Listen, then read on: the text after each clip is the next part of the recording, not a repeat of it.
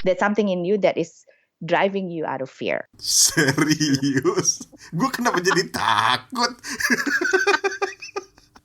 Kenapa takut?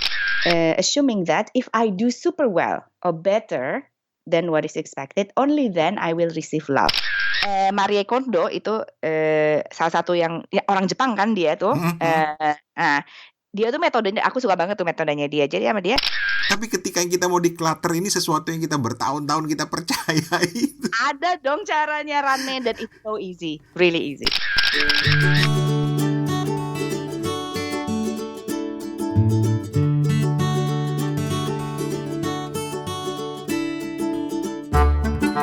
Hey there, apa kabar? Assalamualaikum. Ketemu lagi di Suarane Podcast bareng gua Rane Hafid dari Bangkok, Thailand. Sawadikap, assalamualaikum kap.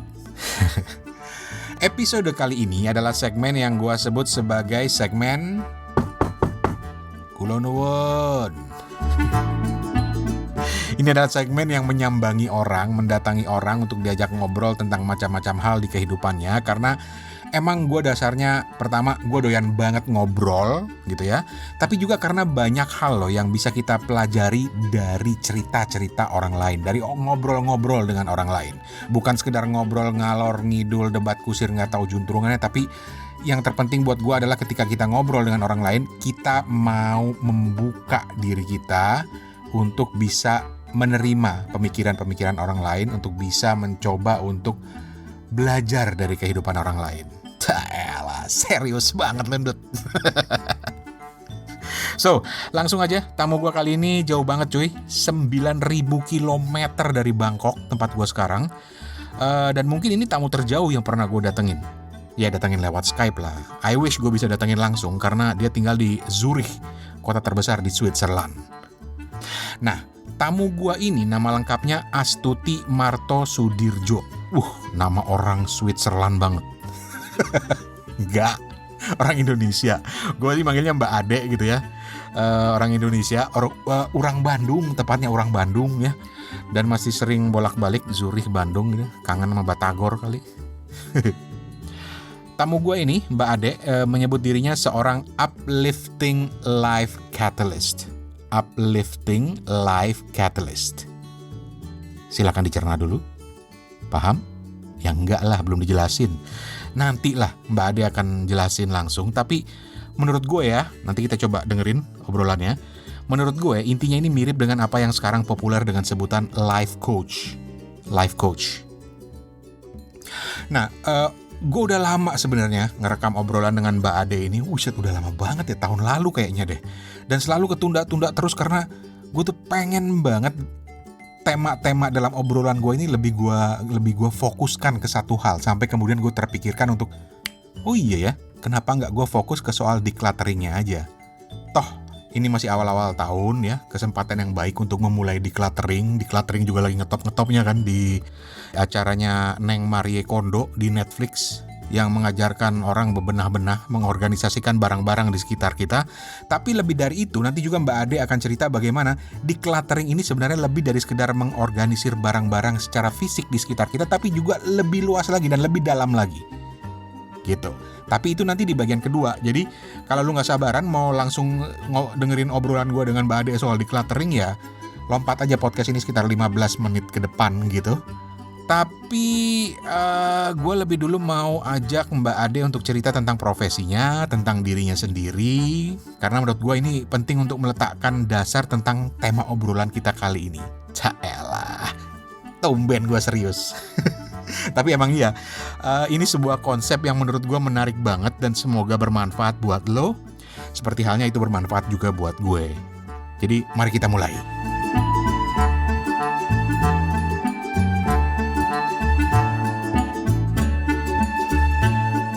Sekarang kita akan ke Zurich untuk ketemu dengan tamu Suarane Podcast kali ini. Ini tamu spesial nih, soalnya jauh, waktunya beda. Waktu kita rekam ini sekarang di Bangkok jam 12 malam, sementara di sana baru mulai jam 7 ya. Kita tegur aja deh Mbak Ade, apa kabar? Halo, kabar baik. Makasih Rane, udah diajakin ngobrol. Sama-sama. Saya kagum Kak, kamu tengah malam masih semangat.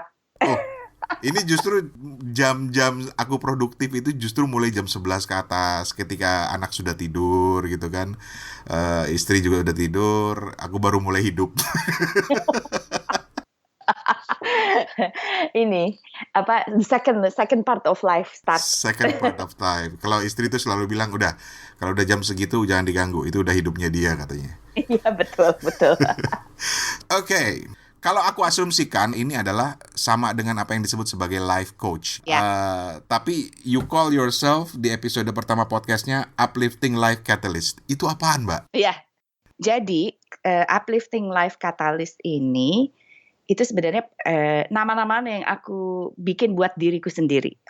Jadi bukan cara kita labeling profesi yang life coaching itu, cuma aku mau klarifikasi aja sebenarnya apa sih yang didapat dari kerja bareng aku gitu, or apa mendapatkan support dari aku. Jadi aku adalah seorang life coach yang artinya adalah aku memfasilitasi proses pemikiran orang mengenai bagaimana cara dia untuk move to the next level of their life. Aduh, aku pakai bahasa Inggris campur bahasa Indonesia, boleh nggak? Nggak masalah. Kan lagi tren tuh anak jaksel. Oh iya bener, aku ngeliat kemarin sampai cekikikan. It's okay, pokoknya ngobrol santai aja. Sip. Oke, jadi ya itu balik lagi. Jadi I am helping individuals to actually go through a really deep and profound process in conversing with themselves ya, on how to create the life that they really love. Karena pada dasarnya tuh kayak definisi sukses itu berubah regularly dalam kehidupan kita, ya kan? Nah, biasanya itu mereka datang ke aku, kenapa ya saya sukses tapi kok hati saya kosong misalnya, atau apa sih, kenapa sih saya accomplishment di kerjaan tuh bagus, promosi itu is in my hand, bla bla bla, tapi hubungan sama keluarga sedikit berantakan gitu. Atau kok gue nggak tahu ya gue maunya apa, kayaknya kehidupan tuh kok nggak terstruktur dan segala macam.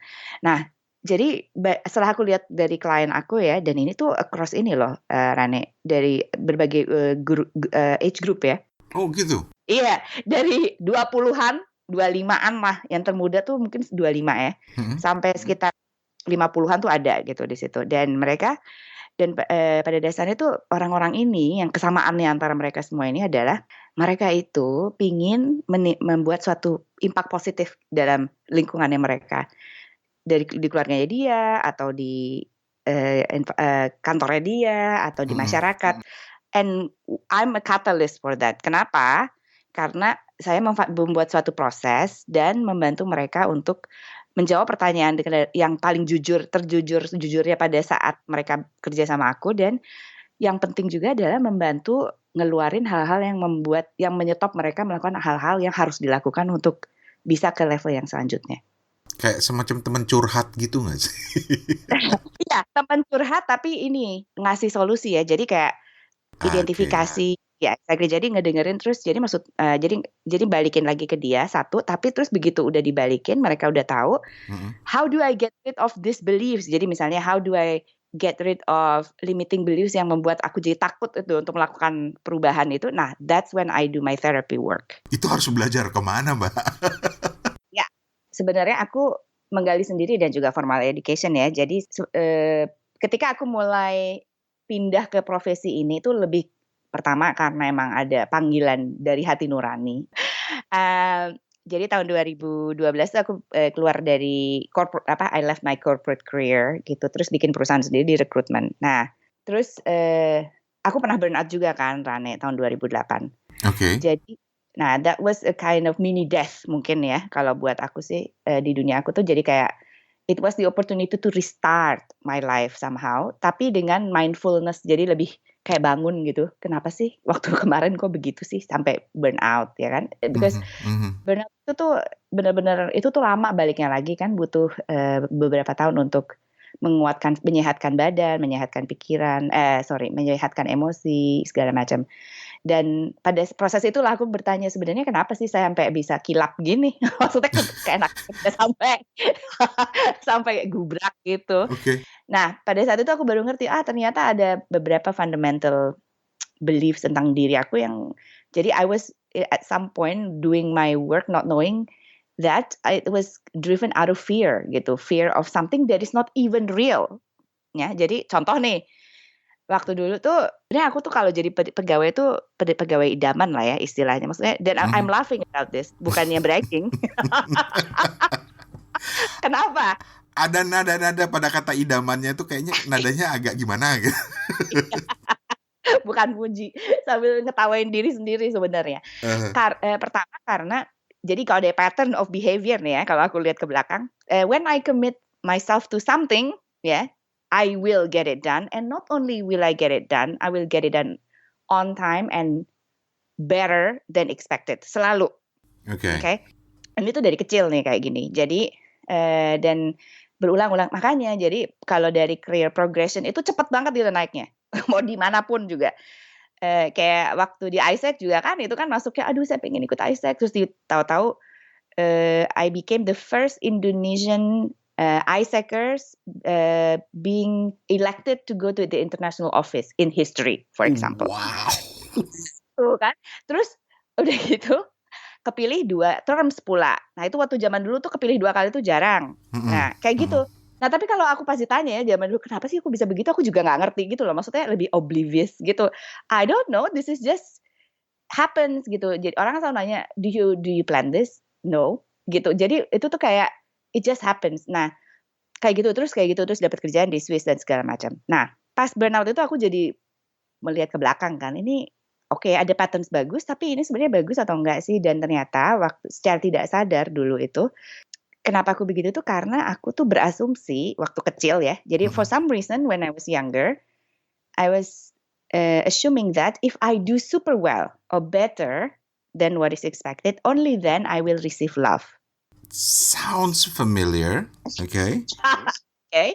Jadi dan itu saking itu kebut ke Aku kenapa merinding ya dengernya ya? Biasanya kalau merinding itu berarti itu adalah benar. Lanjut. Ini jangan sampai nanti aku yang malah curhat nih. Silakan. It's your stage. Gak apa-apa, curhat silahkan Rane, Anissa. Lanjut. Itu tuh kayak gitu. Dan terus aku kan, karena kan itu waktu burnout itu I need to heal a lot of wounds, karena pas lagi burnout itu it's almost like your world collapse ya. Terus and then you don't know what is, you don't know anymore, do I have tools to survive or what did I do wrong, I don't understand what's going on, kayak gitu. Di otak tuh kayak I don't know what's going on anymore in my life gitu kan. Nah terus jadi pas aku, salah satu caranya itu adalah lihat ke belakang. Dan terus aku langsung mikir, ini bisa begini, ini mulainya dari kapan sih gitu kan. Jadi dan yang setelah terapi untuk upgrading beliefs, yang salah satu yang aku kerjain sekarang kan bantuin orang untuk begitu juga ya. Jadi I was getting this kind of help. Salah satunya adalah itu waktu kecil itu ya, salah satu kakekku itu dia tuh value education, dan menurut dia itu ada education will get you far in life. Ya. Dan dia tuh tipikal kakek Jawa gitu loh, yang ya kayak raja di rumahnya beliau gitu dulu waktu masih hidup. Jadi pada saat kita ke rumah Eyang itu, Eyang tuh salah satu pertanyaan pertama setiap kali ketemu tuh adalah ranking berapa gitu. Jadi nah bukan cuma itu doang Rane, hadiah ulang tahun seumur aku ingat dikasih hadiah ulang tahun sama Eyang tuh selalu buku. Buku pelajaran, buku sejarah. You know where this is going. Jadi waktu aku kecil kan, his acceptance and his love means the world to me. Seperti juga the acceptance, I perceive that the love that I get from my parents keep me alive, ya kan? And the protection of my parents keep me alive. Termasuk juga Eyang aku, karena aku melihat ini nih Eyang nih rajanya bapak ibuku nih. Jadi berarti kan I need to be accepted by him gitu loh. Maksudnya then I make up my mind setelah beberapa kali dia begitu. Jadi the only way to make him happy, or the only way, ini asumsi aku nih ya, dia nggak pernah ngomong begitu. The only way for him to love me is when I have good grades beyond what is expected gitu loh. Jadi itu tuh jadi kayak program gitu di badanku. Jadi setiap kali aku belajar sesuatu tuh selalu gitu sampai ekstrim. Jadi makanya aku sebagai orang tuh tidak punya punya banyak interest tapi nggak semua interest aku jabanin gitu. Jadi milih pelan-pelan karena begitu aku milih satu tuh harus dalam gitu. Oke. Nah, jadi it shapes our behavior, these things. Nah, balik lagi. Dan apa yang dilakukan itu berhasil kan, dan orang mungkin akan melihat lu enak banget sih lu hidup lu gitu kan. Betul. Nah ini tuh seperti ini tuh dari luar tuh nggak kelihatan. Orang saya juga nggak nyadar gitu kan sampai akhirnya crash and burn gitu kan. Tapi salah satu simptomnya adalah untuk tahu bahwa ini tuh out of fear atau out of love itu ya itu. Jadi how nice are you to yourself and kind are you to yourself in the process of achieving things. Okay. Jadi if you're not too kind to yourself, if you don't allow yourself to rest enough, if you find it very difficult to say no to other people, if you're not fulfilling your needs, so you are healthy, well, etc. In the process of doing these things, that means there's something in you that is driving you out of fear. Serius? Gue kenapa jadi takut? Kenapa takut? Gak tahu. Go on. I am here. It's okay. Nah ini Rane, you bring up really good point. This is why people come to me. Kenapa? Karena most of the time they know this thing exists in their lives, but they feel like I'm not well equipped to go and attend this fear without being held by somebody who will help me to go through a structured process. Okay. Ya, jadi bedanya aku kata sama kuncinya itu structured process and safe. Okay. Safe itu karena it's really important to feel safe when you do these things. Ya kan? Jadi bedanya aku benar curhat itu orang pada curhat ke aku, tapi bukan cuma itu doang. Jadi curhat sambil melakukan sesuatu and I have tools to help them to empower themselves in the process gitu, so they can finish the process not still wounded, not broken, tapi not more broken than before, but is much more empowered than before when they finish this process. Kebayang? Ya. Wow. Oke.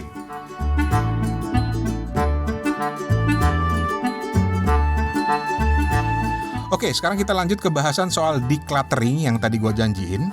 Dan sebelum lanjut, Mbak Ade ini juga seorang podcaster loh. Bahkan podcast lah yang mempertemukan kita gitu ya. Lu cari aja podcastnya di Uplift My Life Today. Uplift My Life Today itu ada di beberapa podcast player, di Spotify juga ada. Dan di podcastnya itu ada beberapa episode yang bicara soal decluttering. Soal bagaimana kita mendeclutter kehidupan kita yang ribet ini.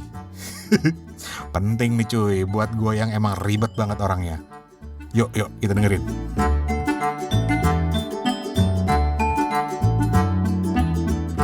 Ya aku tertarik adalah apa yang disebut sebagai decluttering. Yeah. Minta maaf sebelumnya.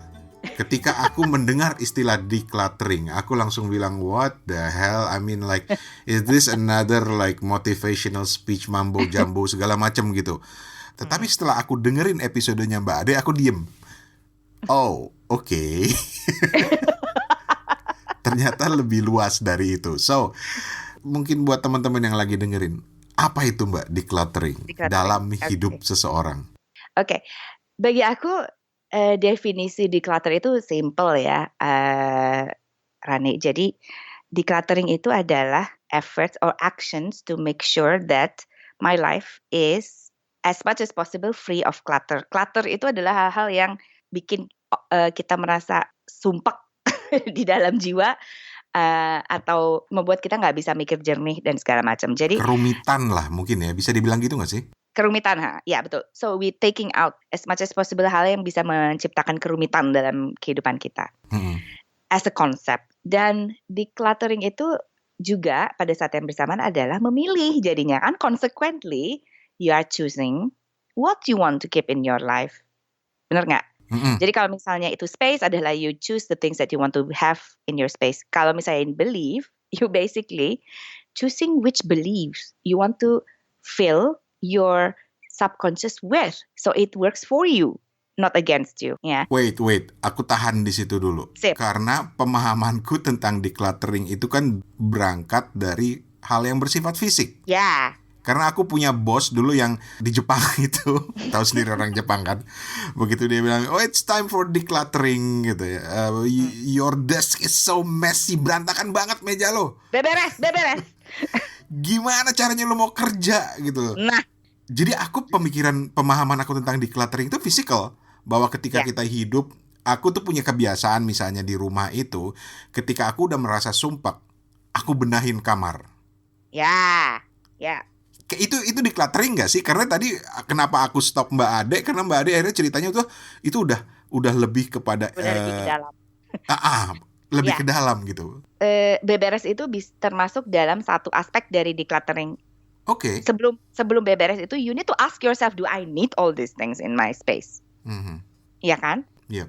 Nah itu yang paling penting. Karena kenapa? Karena keeping items atau belongings yang sebenarnya nggak berguna dan yang nggak berguna pada saat itu dan maybe ever, atau karena memori doang tapi nggak pernah dibuka dan nggak pernah dinikmati juga nih memori ini. Misalnya foto nih, ada tuh beberapa kerdus, kapan terakhir dibuka? Ya kira-kira 10 tahun yang lalu. Oke. Which is normal. Nah itu pertama, dia makan tempat. Kedua, kamu tuh harus beberes. Ketiga, you don't even remember you have it there. Why do you have it there? True. Ya kan? Nah, terus yang keempat, do I really want to keep all this gitu. Jadi sebenarnya kita tuh kadang-kadang yang paling sering itu adalah you merge your identity with the items gitu loh. Okay. These photos are my life. No, it's not. It's a memory of your life, but it's not your life. Nah, karena aku ngerasa kalau misalnya katakanlah kita masih ngomong dalam konteks yang bersifat fisik ya. Ya.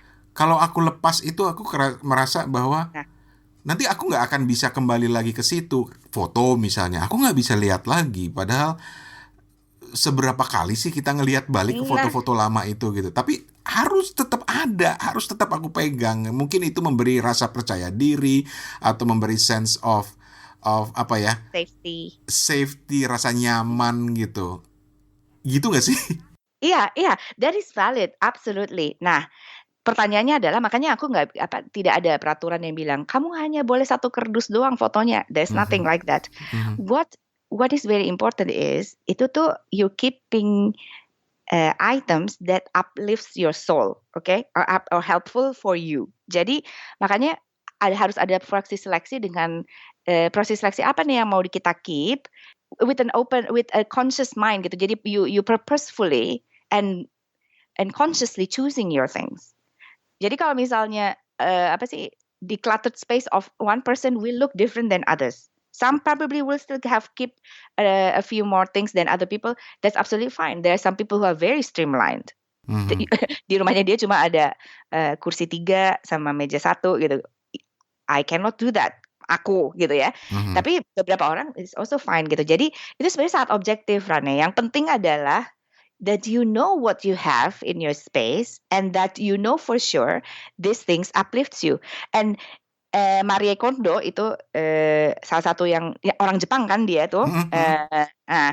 Dia tuh metodenya, aku suka banget tuh metodenya dia. Jadi sama dia, ambillah nih semua barang-barang yang ada di rumah lu, pegang dekat ke hati lu, dan you feel it.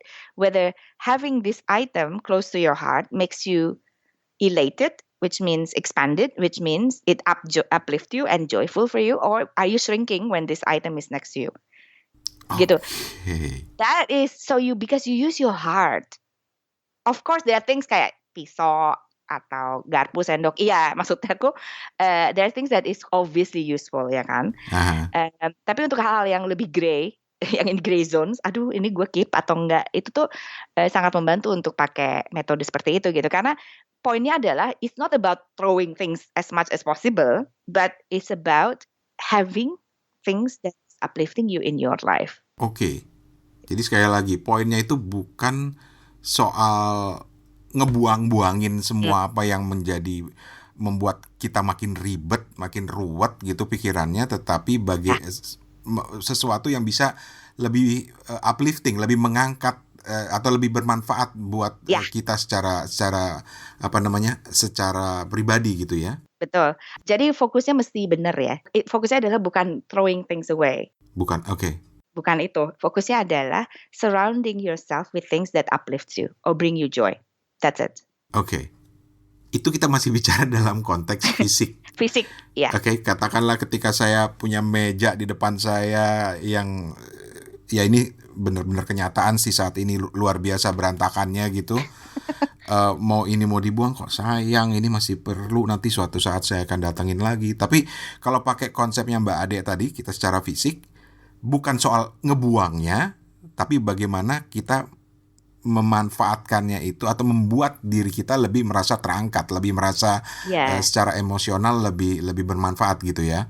Ya. Oke. Pertama itu, dan kedua adalah konsep dari decluttering ini ada reorganizing. Jadi when you already choosing which items you want to have in your life, you need to organize it in the way that so that you can see what you have. Oke. Jadi kadang-kadang kan kita beli bolpen sampai 20 biji kan, sampai bingung aku juga waktu decluttering. Ini bolpen banyak banget. Oke. Kapan habisnya sih? udah gitu ke toko beli lagi spidol lah. Ini udah ada sebenarnya, cuma karena I organize it in the way that I cannot easily access them. I don't even remember I have these things gitu loh, ngerti kan? Ya, jadi satu aspek adalah milih. Yang kedua, diorganize supaya kamu tuh bisa tahu gitu loh apa yang ada di situ. So you will not lose so much time looking for things, and you will not waste more money because you already have some of the things that you keep on buying again and again. Oke. Ya. Menarik. Exactly. And then when you organize the space well, you will see that there are many ways to organize your space in a way that it feels spacious. It feels more spacious at the end. Nah, ini tuh physical space ini tuh refleksi directly dalam dari space kita di dalam diri. Itu satu korelasinya. Nah, ketika kemudian konsep decluttering ini dalam kehidupan nyata, dalam hal yang sifatnya fisik, kemudian kita cerminkan ke dalam diri kita, itu gimana ya Mbak ceritanya? Gitu loh. Simplistically, jadi gini, emang pada dasarnya biasanya orang kalau ngomong decluttering itu hanya physical biasanya. Tapi setelah aku mengamati hidupku, mengobservasi kehidupanku dan kehidupan klien-klienku, sebenarnya you need to declutter different levels of who you are. Karena kan kita sebagai manusia tuh kita ada bagian fisik dari badan kita, terus emosi dan spiritually juga kan, gitu. Jadi we are kind of this being more than the physical being gitu. Jadi kalau satu aspek declutter itu pasti yang lain kena juga impactnya. Kalau enggak, nanti space-nya akan berubah lagi gitu, declutter lagi gitu. Jadi it's a relationship antara si mind, body, and soul dengan physical space gitu. Nah, kalau untuk dalam diri kita sendiri kan tadi kan kalau yang space kita tuh adalah the outer reflection of our inner self ya kan. Pada dasarnya decluttering itu decluttering beliefs about ourselves. Jadi yang tadi aku bilang kan pas awal, we already made a lot of assumptions about ourselves, about our lives, about other people gitu. When we were very very young. Nah, sekarang sebagai orang dewasa, kita punya power khusus ya, adalah power of choosing. So when you want to live a life that is truly reflecting who you are and how you want to walk this earth gitu ya, secara konsisten, you will need to know what kind of beliefs that is uplifting for you and let go the rest. It's again, run your subconscious mind using the beliefs that is serving you rather than blocking you. Interesting, but I have to stop you again there, karena kalau secara fisik ketika decluttering itu kan lebih mudah melakukannya, kelihatan gitu. Tapi ketika kita mau declutter ini sesuatu yang kita bertahun-tahun kita percaya itu. Ada dong caranya Rane, dan it's so easy, really easy. Dan itulah yang Mbak Ade lakukan. Ya. Oke. Karena kadang-kadang kita selalu menganggap hidup kita ini kita udah take for granted banget sama hidup kita. Ya udahlah begini aja. Tapi kadang-kadang Betul. ada saat-saat kita merasa sumpah, kemudian masuklah ide, gagasan. Mudah-mudahan obrolan kita ini ada manfaatnya, karena salah satu aja dari sekian banyak misalnya adalah decluttering, baik decluttering fisik maupun decluttering pemikiran kita, jiwa Betul. kita. Jiwa kita beberes. Hei, sampai segitu ternyata ribetnya. Terakhir, saya itu nggak pernah mau menutup pembicaraan tanpa menyerahkan mikrofon balik dulu kepada orang yang saya ajak ngobrol. So, terkait dengan apa yang Mbak Ade lakukan ketika harus memberikan coaching kepada orang, saran kepada orang, dengerin orang curhat dan memberikan jalan keluar. Kalau kemudian harus memberikan satu nasihat saja kepada orang yang sedang mendengarkan podcast ini terkait dia dalam menjalani kehidupannya, yang menurut Mbak Ade paling berharga, apa itu? Masalahnya adalah kita itu tidak mengerti bagaimana manusia itu, how human functions. We don't know very well how our mind functions. Jadi it's very important to understand this thing. So to understand how your mind works, where if you want to change your belief, harus melakukannya gimana? Karena pada dasarnya everything is changeable, everything is upgradable. There is always a solution. Termasuk sesuatu yang sudah beratus, nggak mungkin saya beratus sih, tapi sudah berpuluh-puluh tahun kita yakini. Iya, karena kan kita nggak sadar. When I had the burnout, I was 38 years old. That was almost 4 decades of running on certain beliefs, and it can change. And it can change quite. You don't need 40 years, another 40 years to unlearn this. Serius? Iya, there are methods that can do this faster. When you understand how the mind works, when you understand how the brain works, it's very easy. Because that brain and the mind is the tools, right? Tapi yang paling penting itu adalah you need to give the permission to really make a conscious decisions of how you want to walk this earth. You're not here randomly. You're here for a reason. And you have a space to do what it is that you wanted to do. And don't let other people tell you otherwise. Wow. Jadi saya begini loh Rane, saya tuh I'm a girl's next door gitu loh. Jadi every process that I've gone through, this is applicable for everybody. I'm not special from that perspective. I'm a human like everybody else. I managed to go through certain processes. It works, it helps. So I know this is useful for anyone. Oke, jadi bukan sekedar teori doang, tapi udah walk the talk banget ya. Udah sudah menerapkannya langsung dalam hidup. Betul.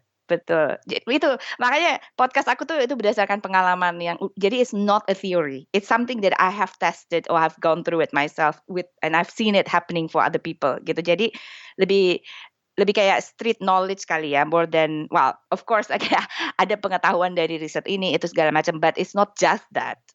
Jadi it's not something and semua orang di dunia di belahan dunia manapun tuh cetakannya sama semua. Cetakan dasarnya. Oke. Ini coming dari orang Bandung yang sekarang tinggal di Zurich, jadi harus dipercaya. Iya, betul. Dan klien aku dong dari mana-mana, Rani, aku belum bilang ya tadi. I do therapy, hypnotherapy even over internet. So the client doesn't need to sit in front of me. Wow. They can be in Kenya, they can be in the US, they can be in the Middle East, they can be in Indonesia, anywhere. The US, Switzerland, even in Zurich, I can still do it over the internet. So I know this is based on multiple cultures, multiple continents, kind of multiple religion, and cetakan dasar manusia sama semua, beliefs-nya yang bervariatif. Oke. Aku mau jujur, ini baru kali ini aku ngobrol sama orang buat podcast banyakan diem. Saya jadi merasa, aduh. Serius, karena bener-bener oh.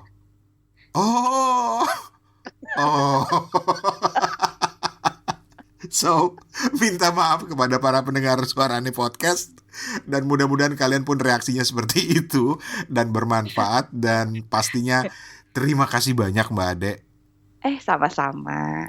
Website yang Mbak Ade ada di upliftmylife.today ya. Ya, betul. upliftmylife.today. Podcastnya ada di Uplift My Life Today. Cari aja, kalau gue biasa dengerin di Spotify itu gampang banget. Uplift My Life Today, ketik langsung nongol di nomor pertama. Di urutan pertama itu langsung podcastnya Mbak Ade gitu. Again, terima kasih banyak. Kalau orang Zurich bilang terima kasih apa sih Mbak? Dankeschön. Danke vielmal. Ini kalau di kampung. Gimana? Danke vielmal. Ini another way. Vielmal. Danke vielmal. Asik. Thank you Mbak Ade. Sama-sama. Aduh, makasih banget ya. Phew. Cuy, tahu nggak lo? Obrolan dengan Mbak Ade ini panjang banget aslinya. Dan bahkan banyak curcol-curcol gue yang harus gue decluttering. Harus gue potong-potong biar lebih fokus aja gitu. Tapi lo bisa belajar lebih banyak dari Mbak Ade dengan melihat websitenya di upliftmylife.today. Upliftmylife.today. Gue akan pasang juga di website gue nanti. Atau cari aja podcastnya dengan kata kunci sama, Uplift My Life Today. Uplift My Life Today. Ini obrolan yang dalam banget cuy, dan menyita energi banget, tapi bermanfaat. Gue jujur, orangnya itu nyinyiran banget. Gue asli nyinyir banget tentang macam-macam hal, termasuk sama hal-hal seperti ini, soal life coaching, soal motivasi diri, dan lain sebagainya. Justru karena itulah gue menantang diri untuk ngobrol dengan orang yang profesinya gak jauh dari bidang ini, dan hey, ternyata banyak yang bisa kita pelajari. So, terima kasih banyak Mbak Ade. Makasih banget buat obrolan-obrolannya. Udah, gue akan tinggalkan lo untuk mencerna lebih dalam lagi soal obrolan gue dengan Mbak Ade tadi, dan semoga bermanfaat. Jangan lupa subscribe ke Suarane Podcast atau mainlah ke suarane.org. Alamat ke podcast dan juga ke website yang Mbak Ade akan gue pasang di situ di episode yang kali ini. Dan kontak gue juga bisa di suarane@gmail.com. Suarane@gmail.com. Gue seperti gue bilang tadi, gue seneng ngobrol dengan banyak orang gitu ya. Makasih juga yang udah email gue, dan mudah-mudahan balasan-balasan gue udah diterima semua. Oke, permisi ya. Gue mau melanjutkan perenungan gue. Makasih banget buat Mbak Ade. Dan akhirnya gue Rane Hafid pamit. Sampai jumpa di episode berikutnya. Assalamualaikum. Kapun kap. Terima kasih. Permisi.